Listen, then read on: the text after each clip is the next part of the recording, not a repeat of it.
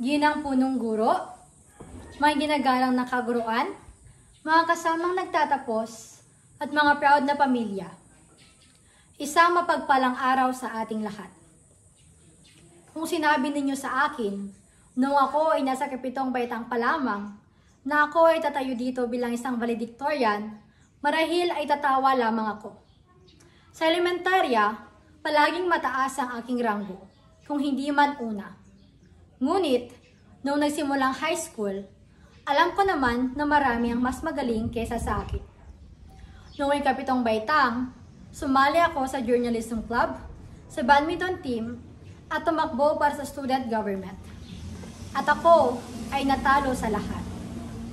Ang mga unang pagkatalo na ito ay isang malupit na sampal sa akin.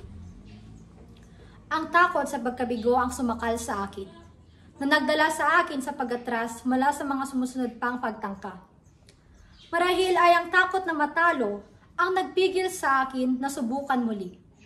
Ngunit ang Diyos, tila nga, ay may ibang balak. Nang sumiklab ang pandemya at noong 9 na baitang, ako ay napili para sa SSG Committee ng Paralan. Ang karanasang iyon ang nagbuhay ng liwanag sa loob ko.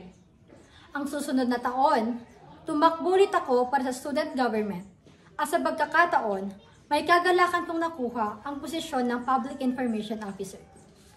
Sa buong mataas na paralan, patuloy kong nakakamit ng akademikong kahusayan, isang mabuting mag-aaral mula pa noong 7 baitang.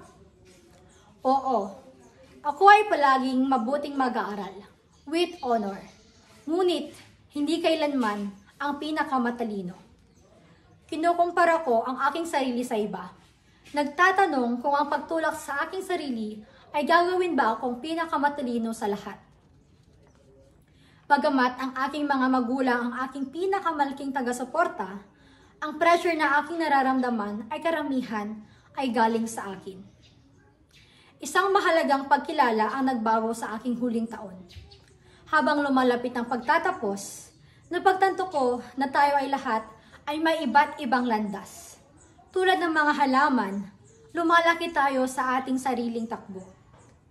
Ang pagbabagong ito sa pananaw ang pumalaya sa akin mula sa tanikala ng pagkukumpara.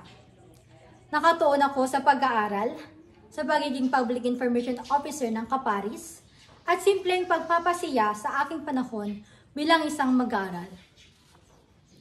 Ang kalayaang ito na natuklasan ko, sa aking palagay, ang nagbigay sa akin ng tunay na pag-unlad.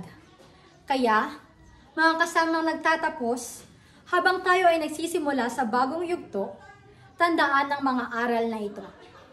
Ang mabubuting bagay ay nangangailangan ng panahon, at tayo ang lahat ay namumulaklak sa ating sariling panahon. Huwag matakot na subukan kahit na ikaw ay madapa. Tandaan, tulad ko, isang nangamba sa 7 baitang na umusbong bilang valedictorian, mayroon kang potensyal na makamit ang mga dakilang bagay. Huwag hahayaang ang takot sa pagkatalo ang humadlang sa iyo mula sa kasiyahan ng pagtatagumpay. Ang paglalakbay na ito ay hindi magiging posible kung hindi dahil sa suporta ng aking pamilya, ang gabay ng aking mga guro, at ang pakikisama ng aking mga kaklase. Maraming salamat sa inyong lahat. Binabati ko kayo, klase ng 2024.